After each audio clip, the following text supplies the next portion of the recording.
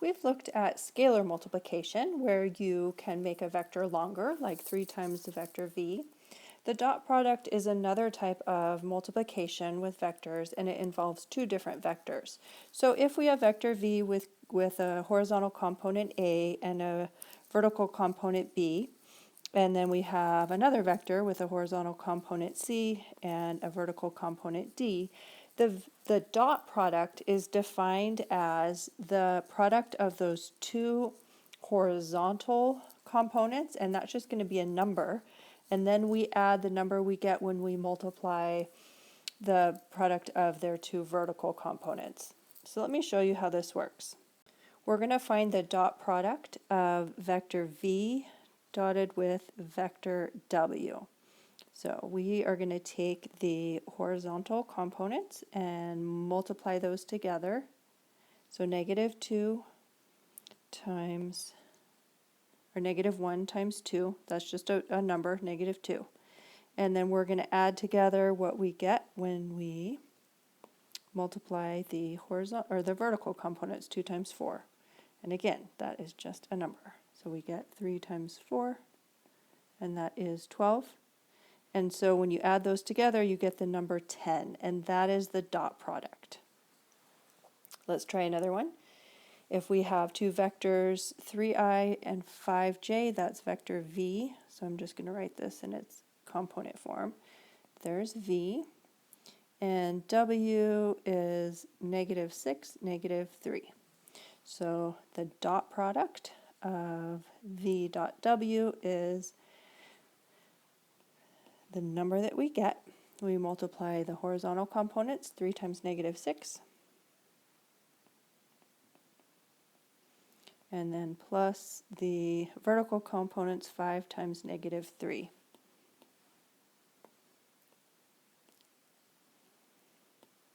So we would get -18 plus -15, and that gives us the number -33, and that's the dot product. Now there's another way of writing the dot product, and this comes from the law of cosines. There's a description of it in our book. We can also define the dot product as the sum or the product of the magnitudes of our two vectors times cosine of the angle between them. And we can use that to find the angle between two vectors, which would be the arc cosine of the dot product, v dot w, divided by the product of their two magnitudes.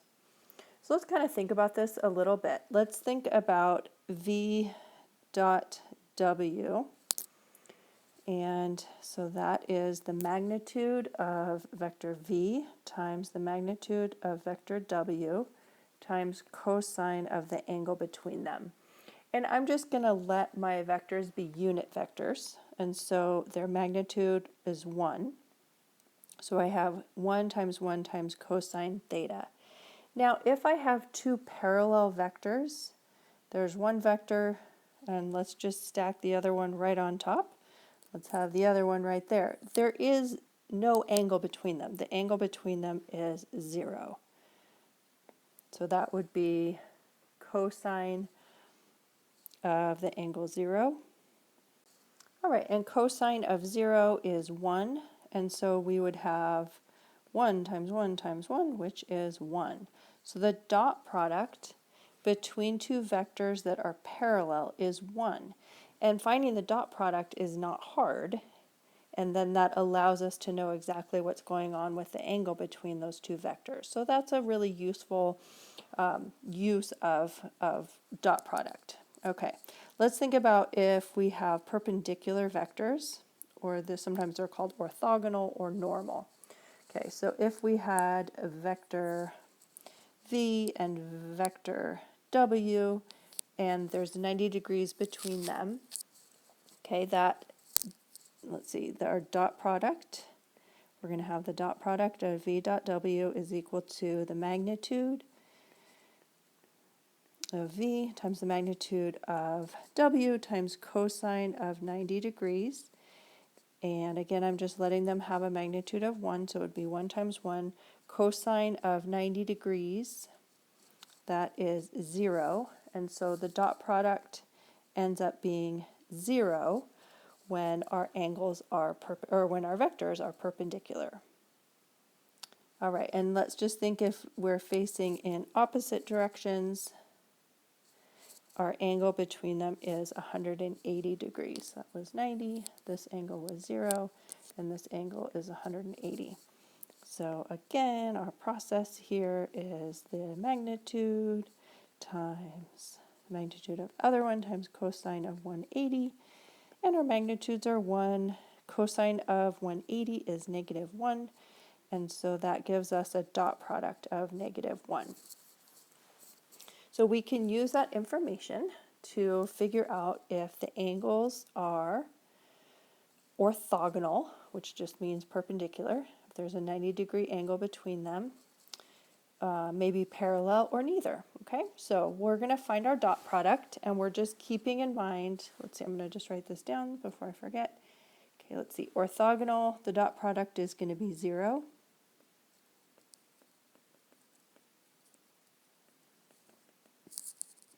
Parallel, the dot product is 1. Dot product is 1. And if it's neither 1 nor 0, if it becomes -1, then we know that they're going in opposite directions. Okay, so here we go. Dot product of our vectors v times w is going to be the product of their horizontal vector components plus the product of their vertical components. So we have 12 plus -12, and that is 0. When the dot product is 0, that means that our angles are perpendicular, or vectors are perpendicular. So that we have v and w are perpendicular.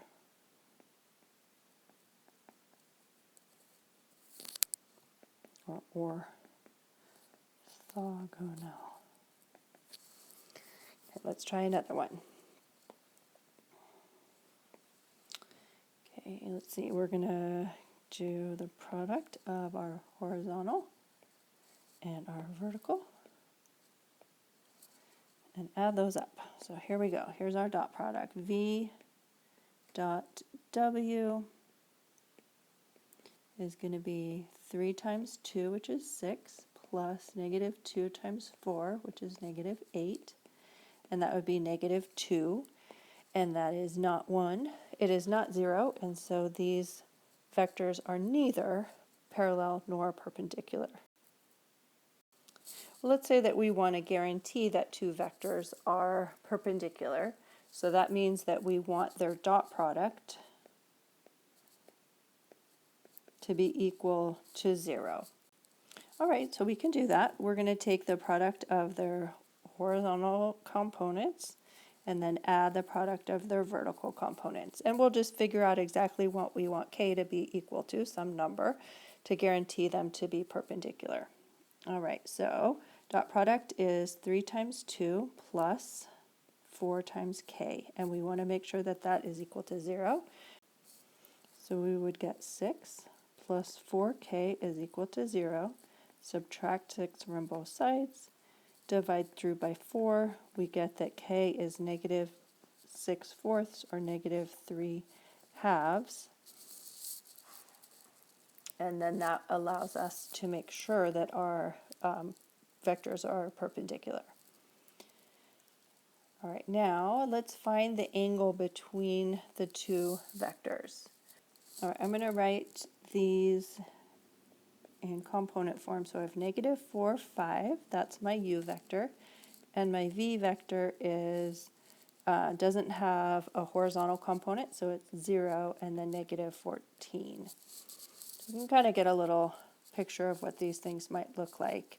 Let's see, u goes back 4 up 5, so it might look something like this. There's my u, and v goes down 14. So there's my v, and I want to know the angle between those. All right, so the angle between two vectors is given by the arc cosine of their dot product divided by the product or the just multiply their magnitudes. That's a V. Okay, so let's get ourselves set up. We're going to find their dot product. So we're going to multiply their horizontal components and then add that to the product of their vertical component. So here we go. We've got -4 times 0 plus 5 times -14. And that number is -70. So that's going to go in our numerator. And now we need to get a little bit of more work. We're going to find the magnitude of each of our vectors. So u is the product or the square root of the square of the horizontal component plus the square of the vertical component. And that is the square root of 16 plus 25 is 41. And then we'll find the magnitude of v, which is the square root of 0 squared plus -14 squared, and that is a positive 14. Okay, so we'll put those two numbers, we'll multiply those in the denominator. So we've got square root of 41 times 14. And then I'll take the arc cosine of all of that. So theta, pull out the calculator, and we get the angle between them is 141.3 degrees. And that makes sense, right? Because we have a pretty large angle when we just did a really rough sketch of that, of those vectors. All right, let's try another one. So we've got two vectors, u and v. We know that we're going to need to find their dot product. And we know that we're going to need to find the magnitude of each of those vectors. We'll take all that information and plug it into our equation for the angle between two vectors, which is arc cosine of their dot product divided by their magnitudes multiplied together. Okay, so here we go. Let's find the dot product, and just as we've been doing, we'll take our horizontal components, multiply those together, and then add up whatever number we get when we multiply their vertical component. So -5 times 1, that's -5, and then -1 times 5, that's another -5. So the dot product is -10. That'll go into the numerator of my arc cosines fraction. Okay, now we're going to find the magnitude of the vector u, and we multiply, or we take the sum of the squares of the components. So we get 25 plus 1, which is the square root of 26 there. Good. And now we're going to find the magnitude of vector v. So we would get 1 squared plus 5 squared, and that's another square root of 26.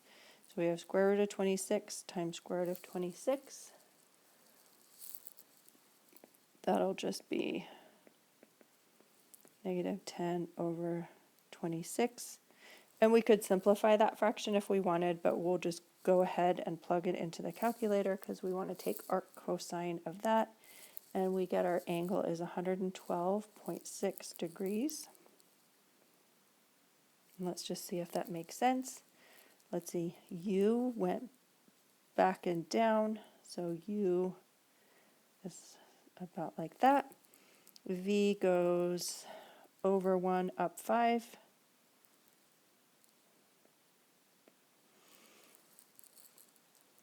And so our obtuse angle, that does make sense. The angle there between them is 112.6. Work is done when a force causes an object to move some distance, and we measure force in foot-pounds or joules. So if a constant force F is applied to an object and the object's movement is represented by the displacement vector d, then the work performed by that force is the dot product of the force dotted with the displacement vector. Okay, and since we know that dot product is the magnitude of each of those vectors times the cosine of the angle between them, that's one way of defining work. Okay, so if I have a little wagon and I am pulling at a force of 14 degrees with the horizontal, 14 pounds, and my angle there, so that is 14 pounds, and my angle here is 13 degrees. And my wagon is getting moved along 27 feet. Okay, so the question is, how much work am I doing? Because I am moving that wagon, so yes, I'm doing some work. All right, so the work that I am doing is going to be the magnitude of the, this is the displacement. That's the magnitude of the displacement is 27. The magnitude of my force is 14. Okay, so we just multiply those two magnitudes, and then we take cosine of the angle between them, which is 13 degrees. We pull out our calculator, and we can calculate that I am doing 368.3 feet-pounds or joules of work.